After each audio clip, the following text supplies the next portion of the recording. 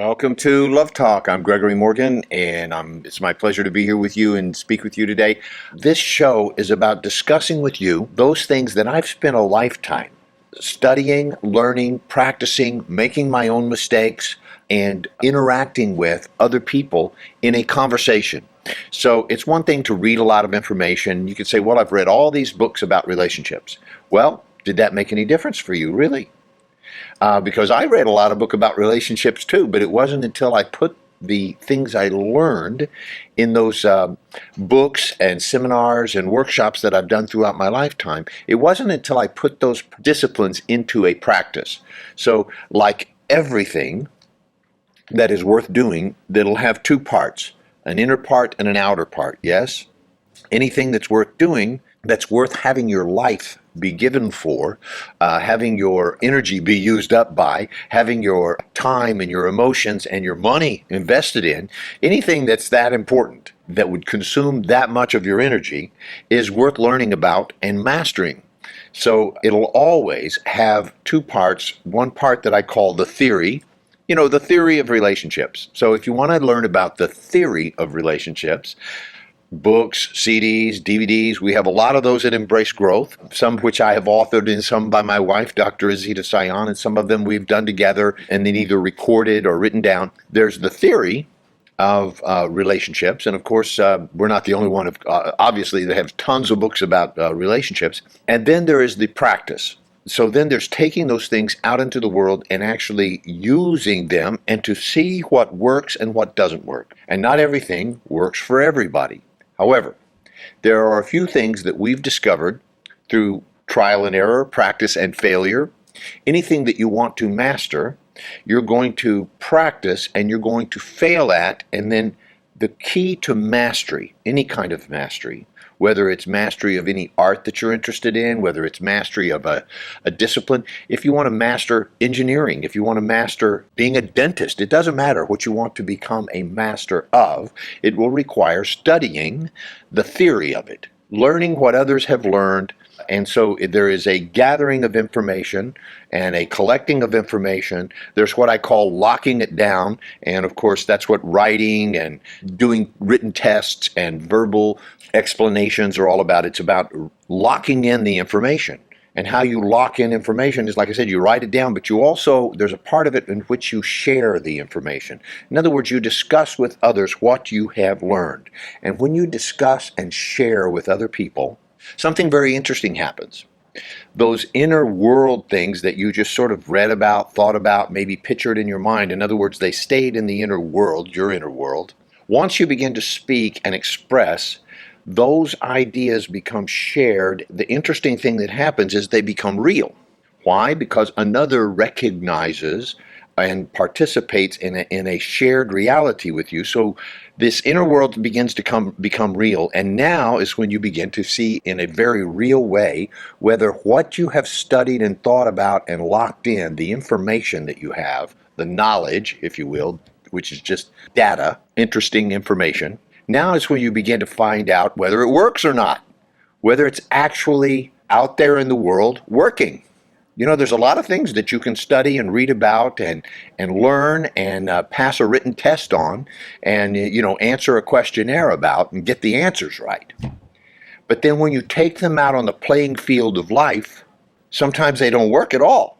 Sometimes you need to make adjustments for your own personal situation. Those things are all just theory until you put them into practice. And as you put your theory and your practice together, you will sometimes succeed and sometimes fail. Here's the key to mastery. The key to mastery is very simple. Fail, correct, try again. Fail, correct, keep going. Fail, correct, continue. So it's the continue part that most people fail at. They rest with their failures. So we go out in life, we've read all these books, especially, you see a lot of books about dating and flirting and like that, or how to, on the guy's side, there's how to get a girl, or, more on a grosser level, how to get laid, okay, how to score. And so they keep it on this level because why? Because very simplistic mind guys will be very interested in, they can't get a girl to be attracted with them or sleep with them or want to make love with them. So, they got to go take a class or study or something.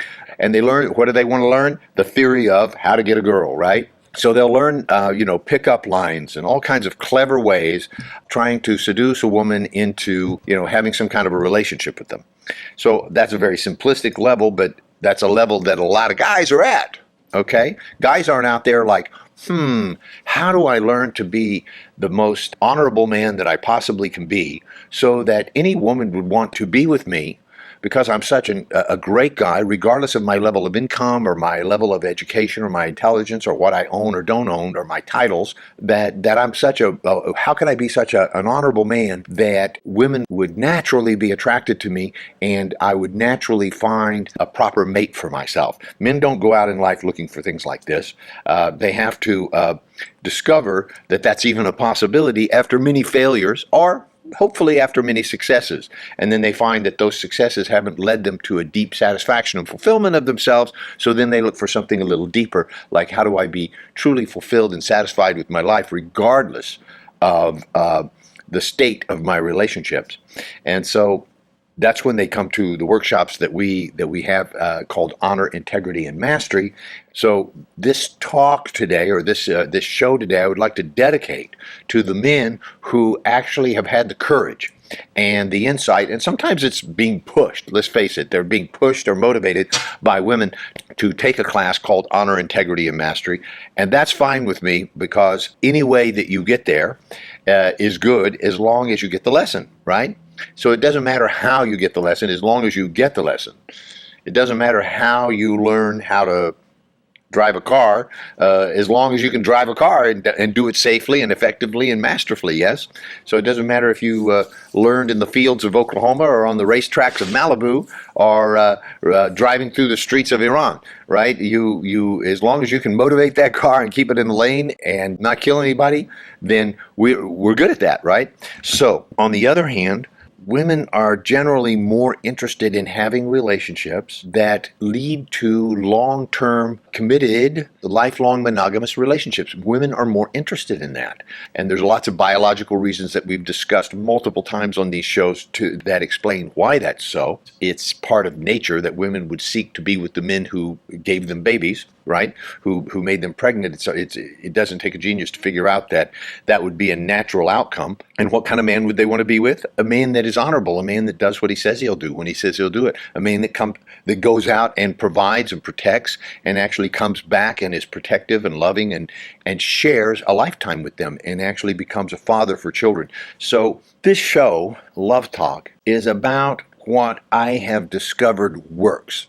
Okay, I've studied a lot of things, I've practiced a lot of things, and I tell you what, I've become an expert at a lot of things that didn't work. In the end, they didn't work. Ultimately, there were fail points that I was paying attention to and was able to notice that certain disciplines, certain thoughts, and by disciplines I mean psychological disciplines, I mean ontological disciplines, and transformational disciplines that were taught by masters who went very, very far beyond the thinking of the normal thinking of the day. And I have nothing but honor and respect for the masters who taught me, and I had enough discipline taught by them to me, but also because I had my own personal motivations to take their path all the way to the end of the road until I could see where it was going or could see where it stopped. So I've taken some of these paths until I saw where they stopped. And so I have been motivated by my own failures and by the long years of discipline that I've put into various practices. I've been motivated to discover and try relationship disciplines that went beyond what I was taught. And so we've discovered things at Embrace Growth, and we founded a company. My wife and I founded this company. So it was an exploration, and we used the path of our own relationship as a way of seeing what works and doesn't work. So all of the things that we're teaching at Embrace Growth, you could say we eat our own cooking. We've tried it out in our own kitchen, and we've discovered that there were things, even things that we taught 15 years ago, that we saw, After 2 or 3 years of practicing something and teaching something, we said, wait a minute. We've discovered that people who practice what we were teaching always end up in this situation. And so how could we avoid that situation? And so we've changed these teachings over time to readapt to unthinkable situations that, you wouldn't imagine people would get themselves into. I'll give you an example. We taught for many years. In the very beginning, we taught a workshop called Relationship, the Third Element. Okay, and if you're watching this show, maybe you've been to one of those workshops. We taught them in Atlanta and Los Angeles and Boston and I believe Houston and Sacramento. So we taught these workshops called Relationship, the Third Element. And in the premise of that relationship is that we discovered by observation that any relationship, there's something we call me, okay? There's me over here, there's you over there, there's the other, and then there was something that was alive and well that we could identify, even though it was invisible, happening in the silence, that we could simply call the relationship. So there's you and me, and then the third element was the relationship itself, as if it had a life of its own, something that was bigger than me, and bigger than you. You could call it we or us, something that was that had a life of its own called we or us. Now, married couples, people who are couples, and you think of them as a couple, right? Sometimes you say their name. There's many couples that I know. I say John and Nicole, or so and so and so and so, right? I say the wife and the husband's name sort of simultaneously as if they were one unit, and I think of them as that. I think of them as a couple. Now, I can separate them out, of course, and I have one relationship with the wife and one with the husband separately, but then there's another relationship we have as a couple with that couple, you see?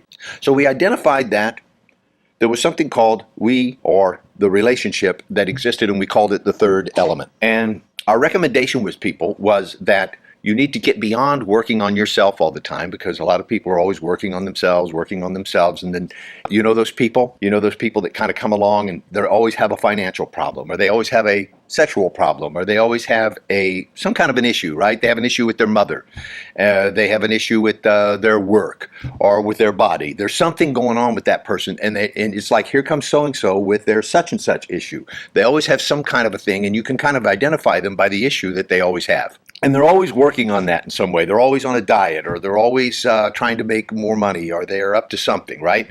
They never actually win, because their whole life is about working on that thing, right? So if they ever actually won, and that was in the past, and it was just like no longer an issue, you wouldn't really know how to relate to them, because if this person who was always trying to work and get some money, or always had money issues and was working, if they suddenly became extremely rich and that was just like not an issue anymore, it would be a whole different person.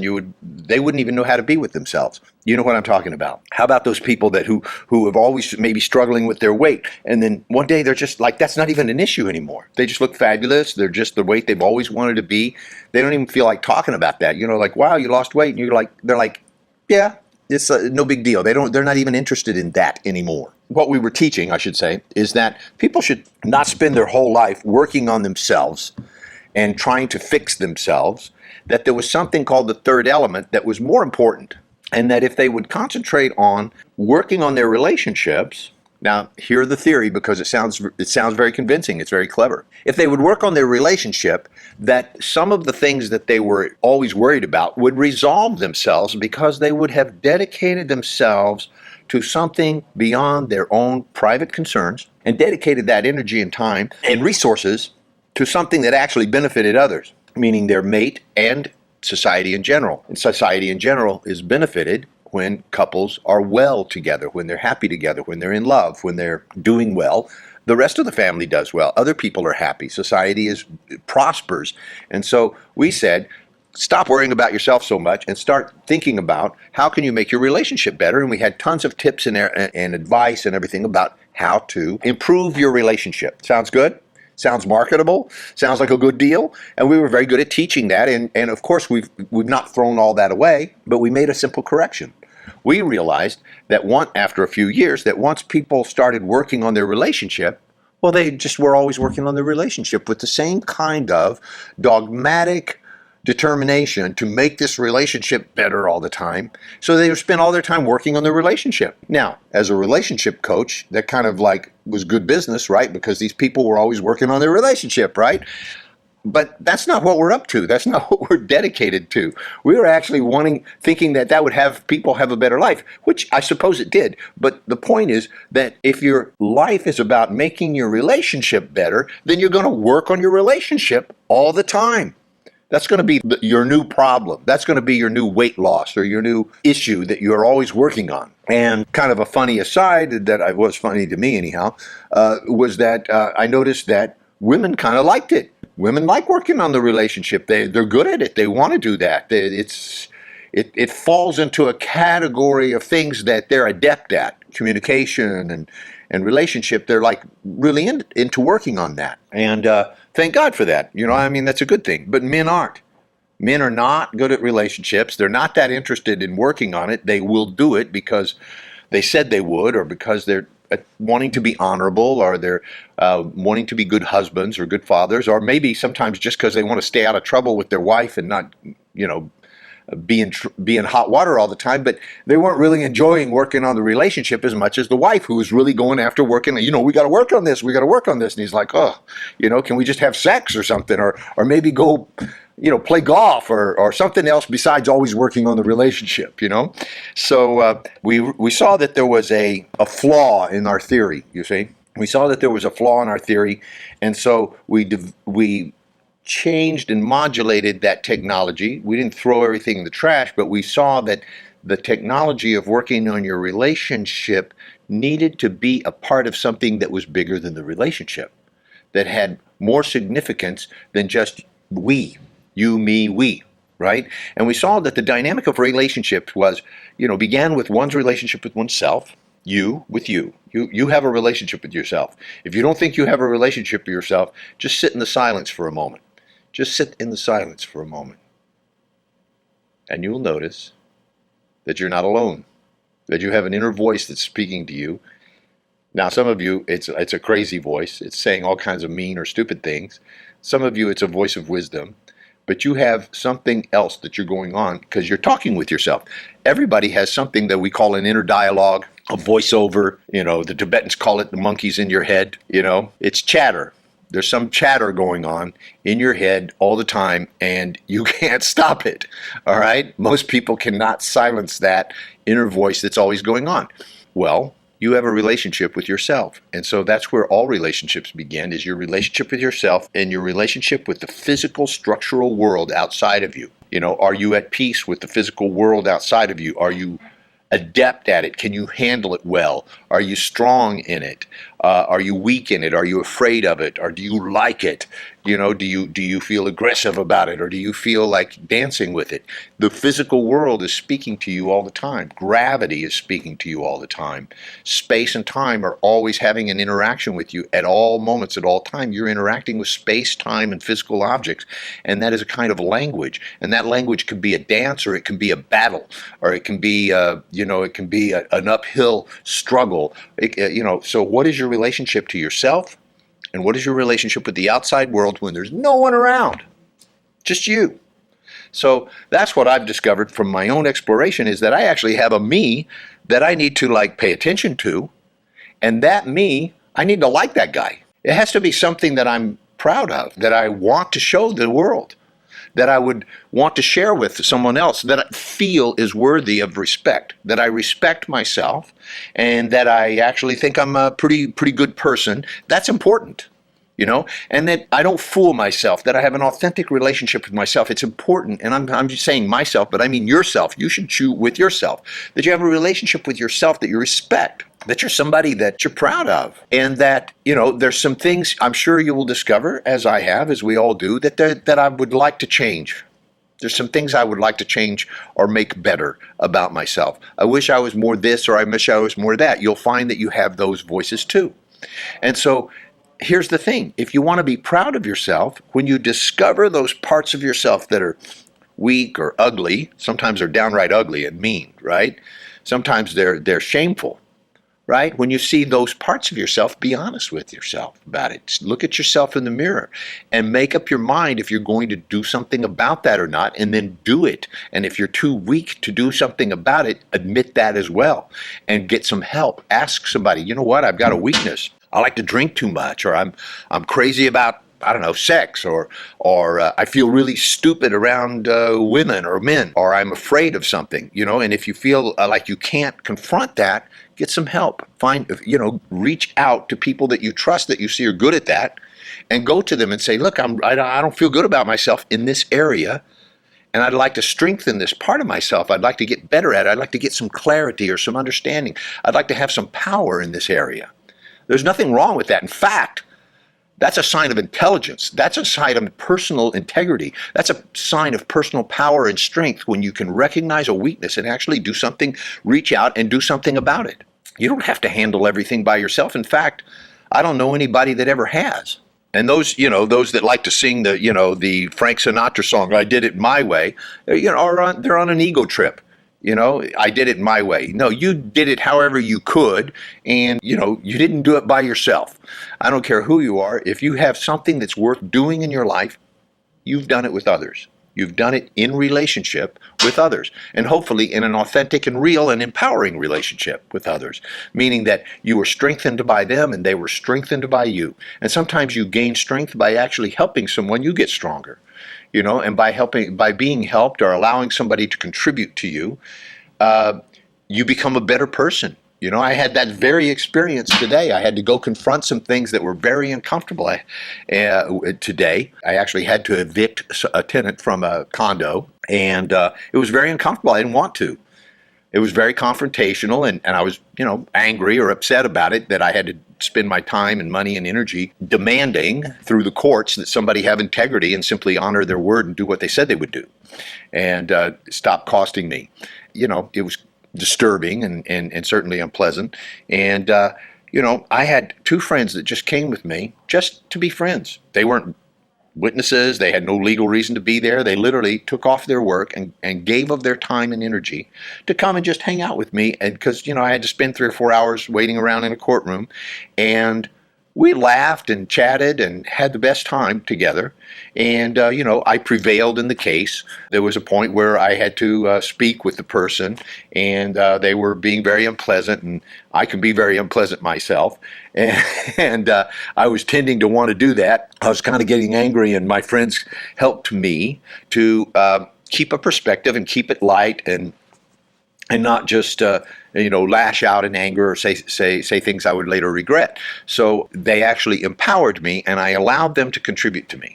And so I became a better person from allowing somebody to give to me. I'm sure they became better and stronger by actually spending their time and energy with me. It's my intention that they were empowered by that as well.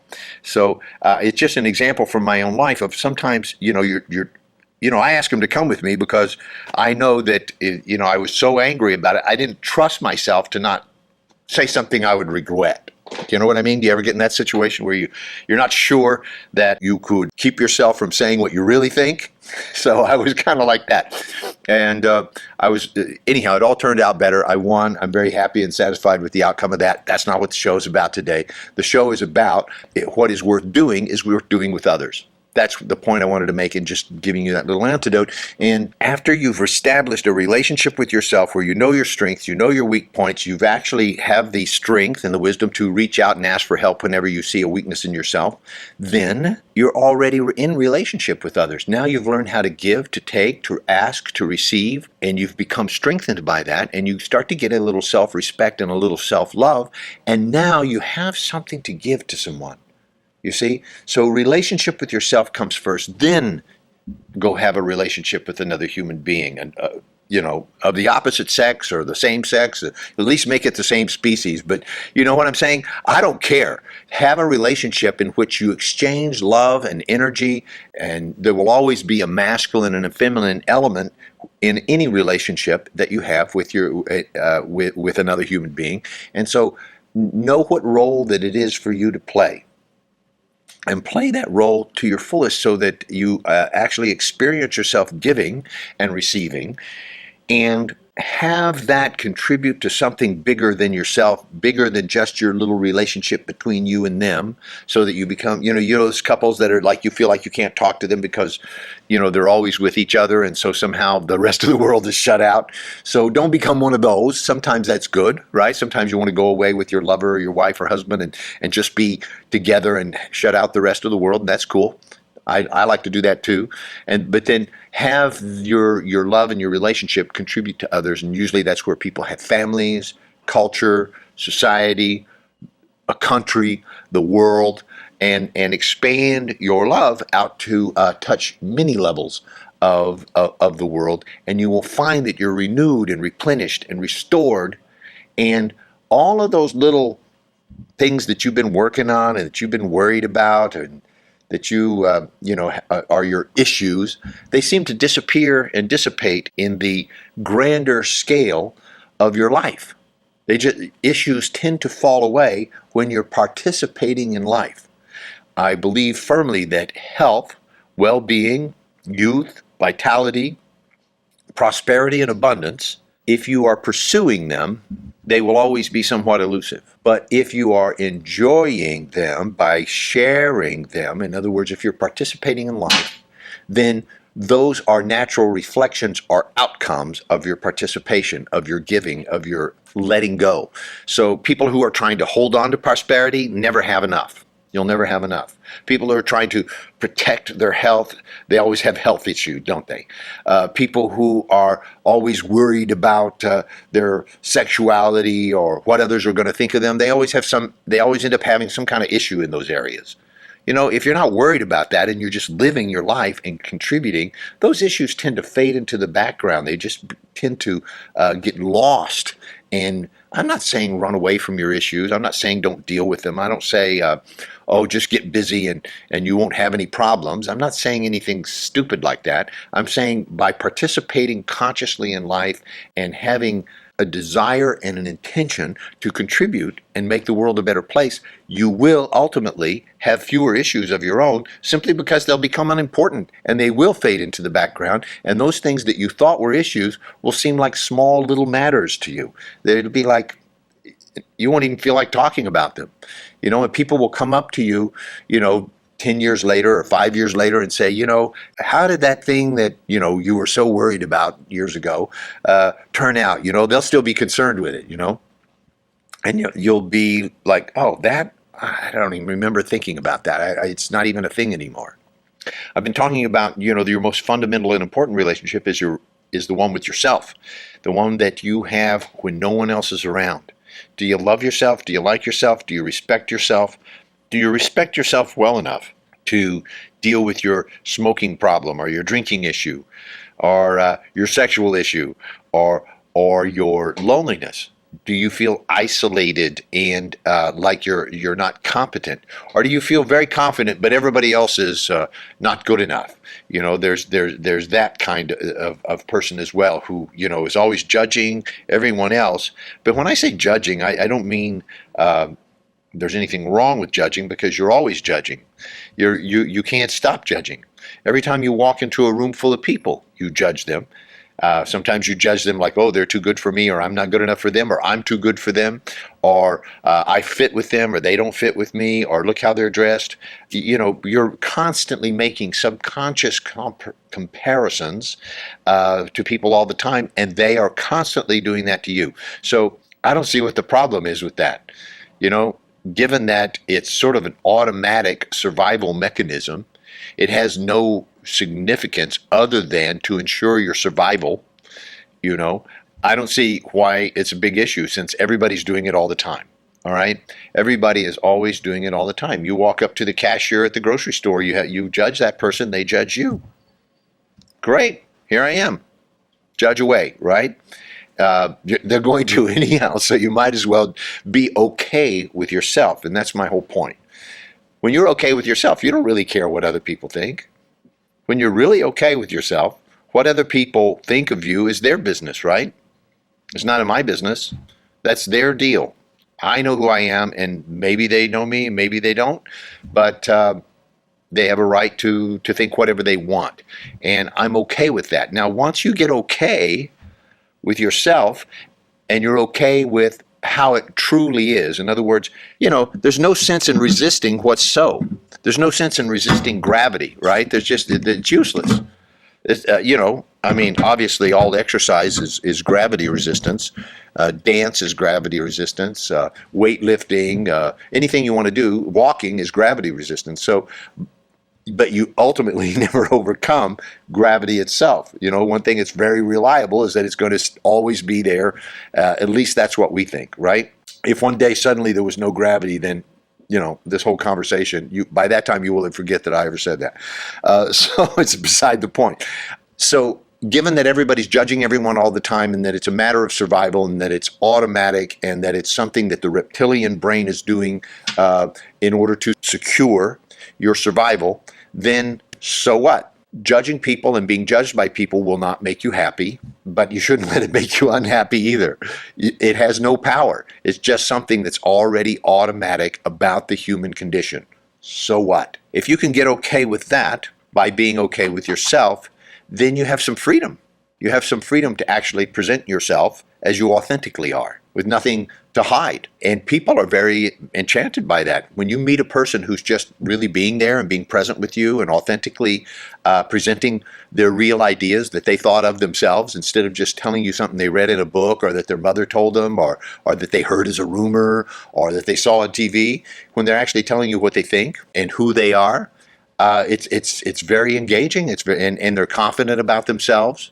But not like in an egotistical way, like a showy way that's like showing everybody, I'm hot stuff or I'm somebody, because that is actually hiding a lack of self-confidence. People who are very showy, who have to always talk louder than the others, who, when you're speaking, they talk over the top of you because they're not listening to what you're saying and they don't really care anyhow because they want to say what they're saying. People who, when you tell a joke, they got to tell a better joke. Or if you tell a story, they got to tell a bigger story. In other words, they can't just be with you and hear your expression and share it with you. Those people are actually covering up or hiding, but out in the most obvious way, a lack of self-confidence, a lack of self-esteem.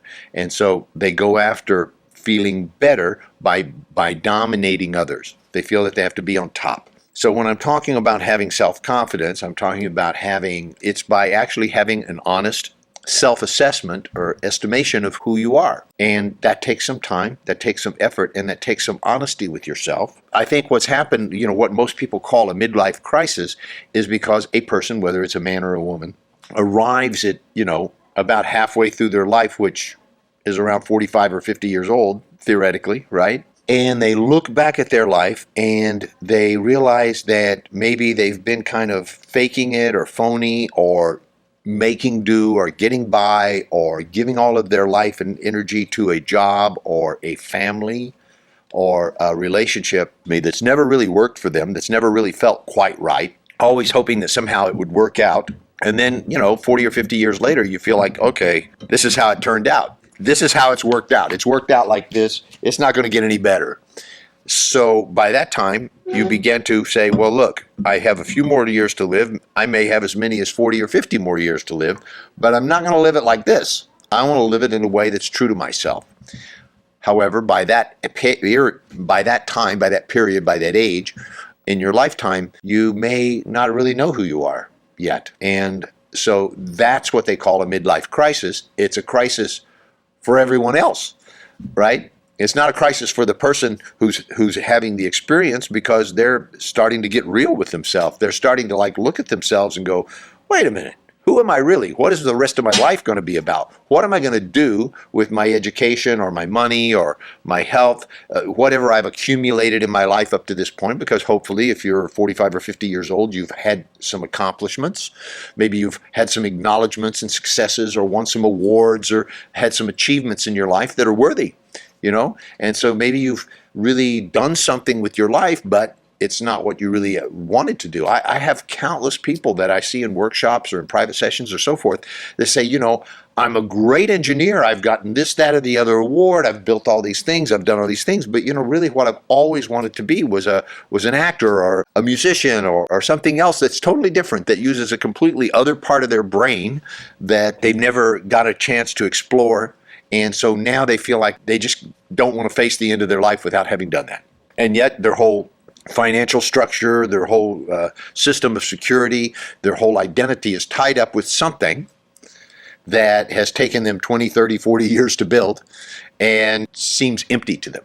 So that's very common, especially today. And I say especially today because particularly in the Iranian culture, where were you 30 or 40 years ago? Because 40 years ago there was a huge revolution in Iran, and you were either born there and still are there, or you were hadn't been born yet, or you're in various places. But there was a huge shift, okay, not just politically, but the whole entire way of life shifted.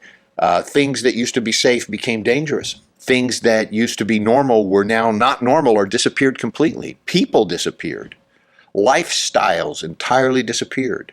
Ways of thinking and believing and behaving completely disappeared, or else you were forced to leave a place that, from what I hear, was beautiful and peaceful and abundant, and maybe flee to another country with either no belongings and a complete loss of status. I've met dozens of people, hundreds of people who had a very high status in Iran, and now maybe they've worked for 30 years and they're working for somebody else in somebody else's company, or maybe they've established a business of their own here, or maybe they had a degree over there, but when they got here it was worthless, so they had to go back and get another degree.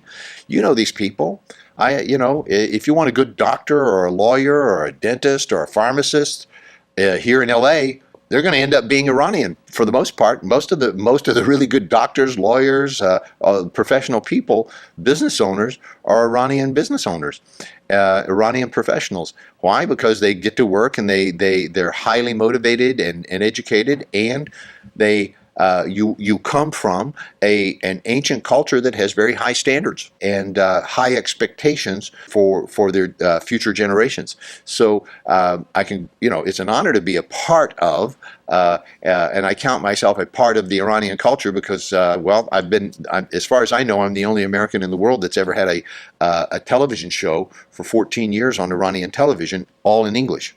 It's our intention to empower and strengthen people in their ability to deal with the challenges that come up in relationships. Because, listen, we know it's very difficult. We work with people and we realize that people confront some very substantial barriers in their relationships. And so we encourage you to have the personal integrity and personal power to actually realize that anything that's worth doing, you can't do it alone. I've certainly not lived my life alone. I've had lots of help. I've had many teachers and many masters and I was very very aggressive in searching out masters to teach me. I always knew I was blessed with a vision when I was young, spiritual insight, you could call it. It was like a vision in which I knew that my purpose in life was to gather information from all over the world and to teach people all over the world. Now, at the time, I was just a runaway kid from Oklahoma, and so that vision made no sense at all to me. It was like crazy to me. It was like, I don't know where this information came from, but it was very, very clear to me that that's what I was to do.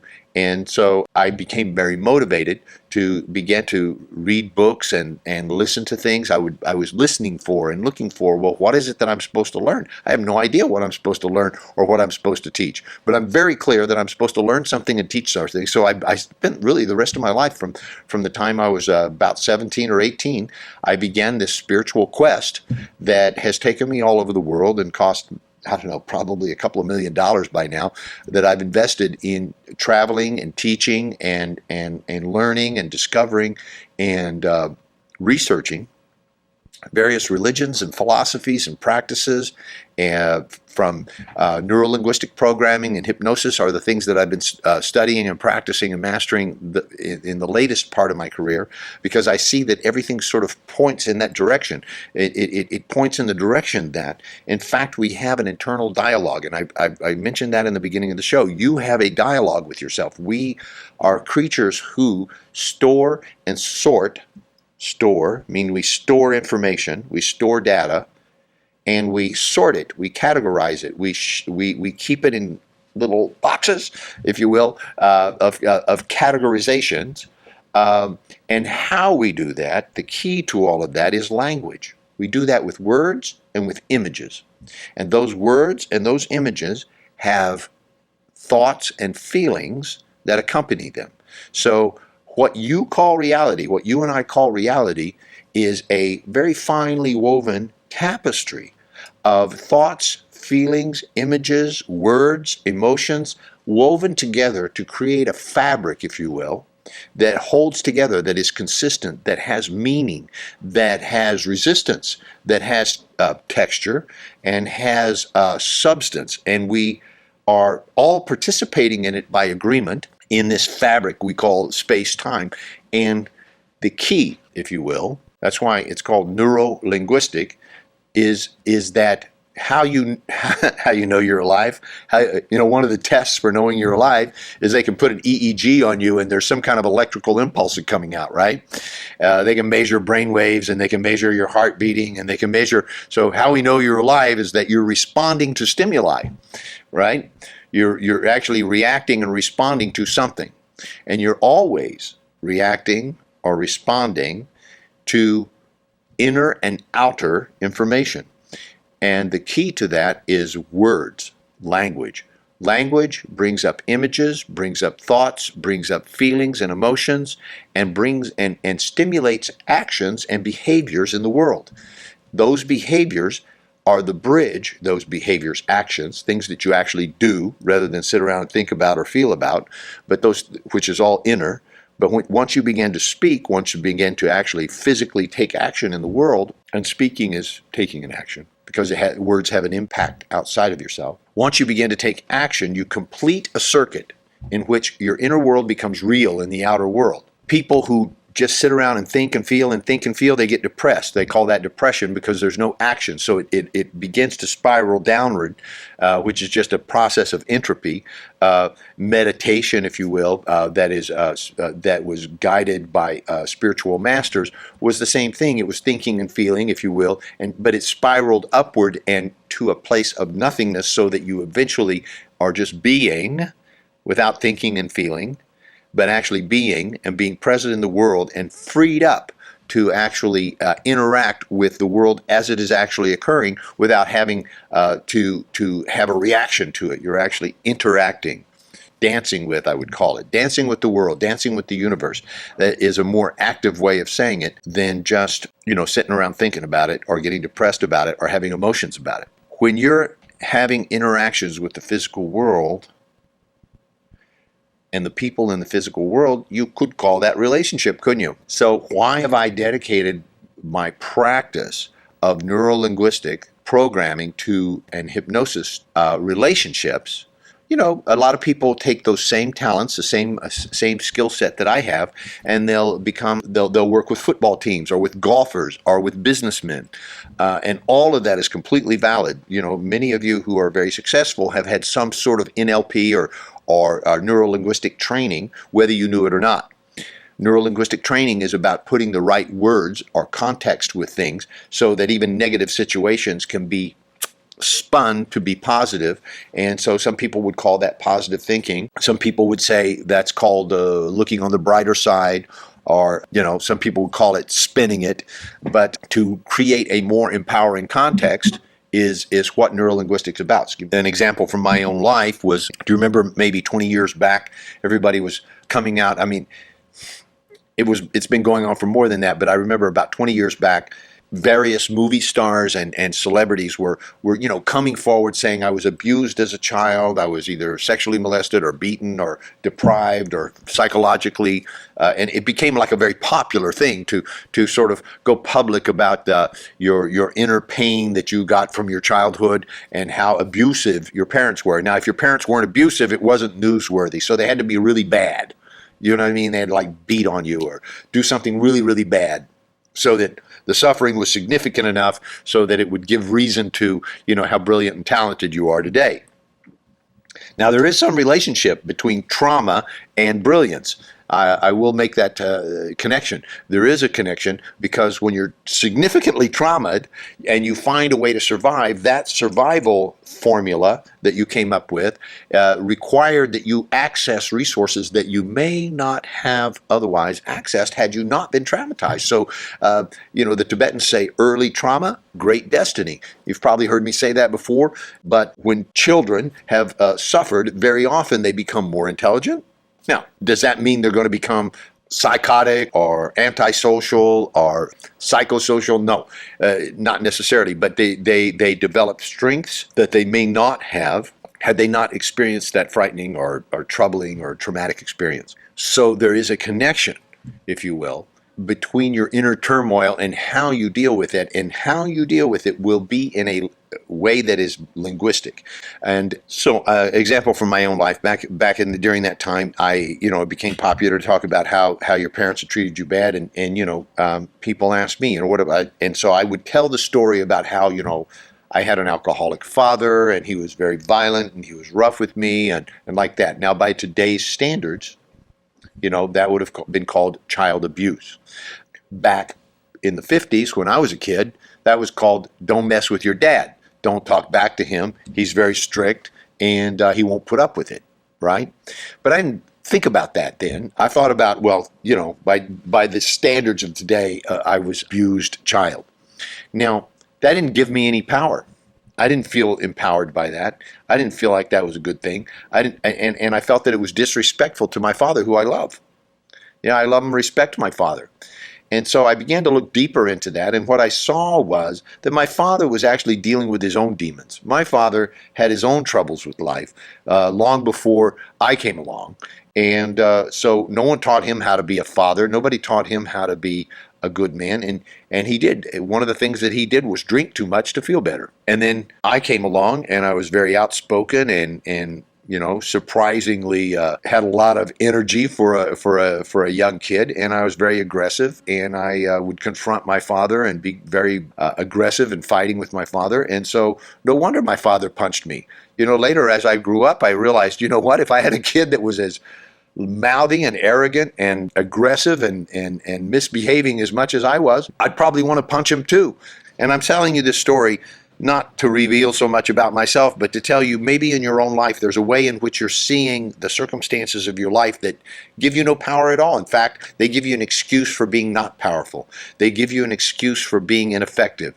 They give you an excuse for not succeeding in your life. And so I'm looking at, how could you say that in another way that would also be true? I didn't tell any lies about my circumstances with my dad. I'd simply recontextualized. In other words, I saw it in another light, in another context, in a context of being an adult myself and imagining that I had a 12-year-old son that was giving me the kind of trouble I was giving my dad, and how angry and upset that would make me, and how I'd want to set that kid straight. And maybe, I hope to think that I would be better at that. I have raised a son. He's 42 years old and lives in Antibes, France, and he's a fine man. And, I can say that I never laid a hand on him. And, I never hit him or punched him or spanked him or anything. And he grew up just fine without all that kind of discipline. So I know that it's possible to do that. However, there are ways of looking at your life in a new context, and that's why I'm pointing at neurolinguistics and a way of recontextualizing the things in your life. So where is all this coming from? Where is all this going? The reason I'm bringing all of this up today is because in your relationships, you're saying something to yourself, and it's either working to empower you or it's working to disempower you. And you're saying something to the people in your life that you love. You're having certain conversations over and over. And it's time to stop and ask yourself, are those conversations something that empower me and empower the people around me? And what do I mean by empower? Well, at every moment, all the time, even right now, just stop and look. Are the things that you're hearing bringing you more energy and power? In other words, do you feel like it's charging up your batteries and making you a better person and giving you more juice in life to go out and accomplish the things that you want to accomplish in life? Do you feeling better about yourself? Are you feeling like, this is a good conversation? And if not, Change the channel, switch it off, go someplace else, do something different. In other words, you're at all times, you're either being empowered or you're being drained. Your energy is going away, it's drifting out, you're getting tireder and heavier, and you should shut that off and find something that is more empowering for you, and ultimately create that with yourself, because your most fundamental relationship is with yourself. How do you empower yourself? When you learn to empower yourself, it'll be easier to empower others. And when you can empower the people in your life, your sons and daughters, your lovers and friends, your husband and wife, people in your community, when you can find the words that will give them hope and strength and love and tell them the truth. I'm not talking about putting, what we call in Oklahoma, putting lipstick on a pig. I'm not trying to dress something up to make it look like something it's not, trying to make something pretty. I'm talking about actually looking fundamentally at what could you learn from it? What could you gain from it? What could you be thankful for about it? You see, I'm extremely thankful for my father and what he taught me. I wish I could have learned it some other way sometimes. I wish I had been the person who could have learned through his gentleness and his kindness, because he had an abundance of that. I wish I was somebody who, at the time, was reverent enough to appreciate the goodness of my father rather than be rebellious and only focus on the things about him that I didn't like. So it took years for me to grow to the kind of person who could actually empower myself and empower my father. Even though he had passed away many years ago, I still think of him and have a relationship with him with love and respect. And I honor his memory. And the same is true, of course, for my mother. I take responsibility for my part in the dysfunction. So I empowered myself, you see. And I'm asking you to look in your own life and see, how can you empower yourself and give yourself the strength, the wisdom, the insight to be the kind of person that you've always wanted to be, instead of counting on others to love you in spite of your flaws and have you feel okay about yourself, even though you're not okay with yourself personally when you're alone. So get right with yourself, and then take that well-being out into the world and share it with others. That would be what we would teach you at Embrace Growth. First, get right with yourself, then get right with the people in your life, and leave a legacy. What will your children say about you when you're gone? What will your grandchildren say about you when you're gone? What will future generations say about you and your relationship to the world and who you were and what you gave to the world? What's the legacy that you will leave for future generations? And if you live into that question, I think you'll find that in your heart, what you really want to give is compassion, truth, love, and understanding. You want to empower them. And you don't want to leave behind a legacy of somebody who was, complaining about their life or a victim of their life. So that's it. That's the whole show for today. Thank you for joining me on Love Talk. Look us up on Embrace Growth, Facebook, and all of that. All right? Thank you for joining me, and I'll see you back here again next week on Love Talk.